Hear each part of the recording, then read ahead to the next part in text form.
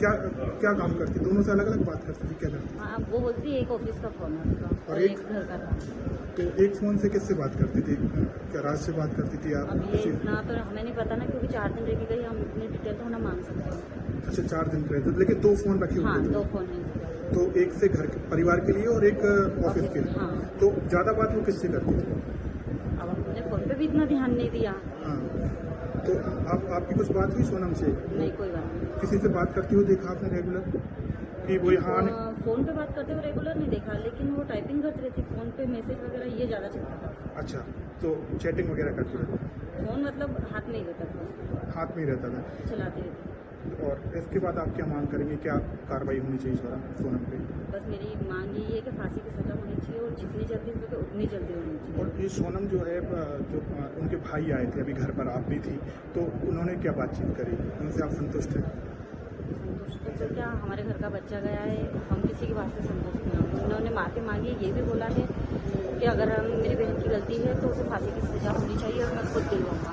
अच्छा, वो कह रहे हैं खुद लेकिन मेरी तरफ से सिर्फ मेरा अकेले भी, मेरे को किसी की माफ़ी की जरूरत नहीं है। मुझे किसी की माफ़ी नहीं चाहिए, मम्मी पापा भाई बहन किसी की माफ़ी नहीं, बस फांसी की सजा चाहिए। अच्छा, भरोसा नहीं है अभी भी उनकी बातों पे कि बाद में मुकर जाए शायद? देखो, भरोसा किसी पे नहीं कर सकते। हे गोविंद, यहाँ पे लग रहा है कि उन्हें भी अफसोस है, उनकी बेटी ने गलती करी है।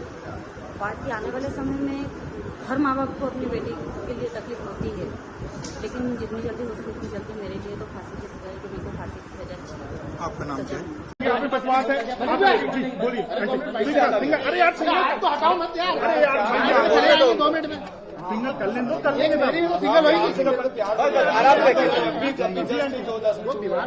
आपकी क्या बात हुई गोविंद से? माता जी आपके पास वो आए, भावुक थे, रो रहे थे, आपसे माफी मांगी उन्होंने। गोविंद भैया से मैंने पूछा कि तुम सोनम से मिले थे कि नहीं मिले थे, पहले तो मेरे को ये बताओ। तो उन्होंने बोला कि मम्मी मैं सोनम से मिला था 3 मिनट के लिए। तो मैंने बोला कि उसको मारा क्यों नहीं तुमने? तो बोले मारने का मौका ही नहीं दिया, पुलिस और मीडिया इतनी सारी थी वहाँ पर।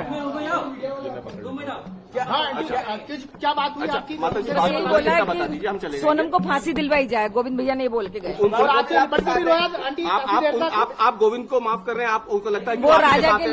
लिए दुखी थे वो। जी, राजा के लिए दुखी थे, सोनम के लिए दुखी नहीं है वो। गोविंद की कोई गलती माता जी आपको? गोविंद की कोई गलती। मेरा पूरा परिवार जो है, हम लोग सभी जने जो है सीएम साहब से, मेघालय पब्लिक से, सभी से हम लोग हाथ जोड़ के माफ़ी मांगते हैं।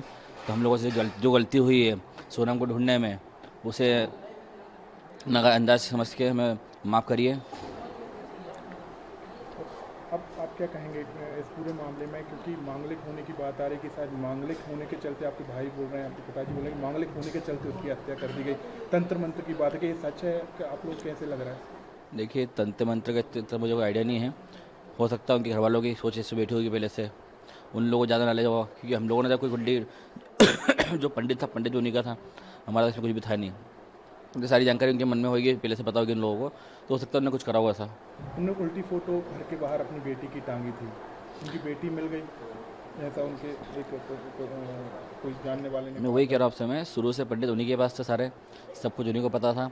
तो उनके पंडित को ये तक पता होगा, तो सोनम को इस प्रकार से जैसे कि ढूंढना है तो किस प्रकार क्या करना पड़ा, जो विधि थी उन्हें सारी अजमाई उनकी तब से। और ये सब चीज़ें करना था उनको कभी, तो राजा के टाइम में ऐसा करना था, वो जब टाइम करी नहीं उन लोगों ने। और उनके पंडित ने ये तक बताया होगा उनको, तो राजा कब मरेगा कैसे मरेगा, क्योंकि सारी जानकारी उनको सब चीज़ पता होगी ना इस बारे में। तो कि हमको तो जानकारी था नहीं इस बारे में, ना हमने किसी पंडित को बुलाया था, ना पंडित को दिखाया हमने, तो जो करा था उन्हीं ने करा है।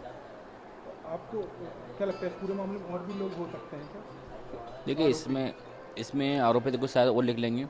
और जहाँ तक मेरे को लगता है, मम्मी से भी इसकी पूछताछ करना चाहिए, क्योंकि इसकी मम्मी को लगभग सब चीज़ पता है। तो इसकी मम्मी ने बातें छुपाई हमसे, तो इसकी मम्मी को भी जो है ना सारी बातें पूछने के कारण पुलिस को इनसे कबूल करवाना चाहिए सारी चीज़ें।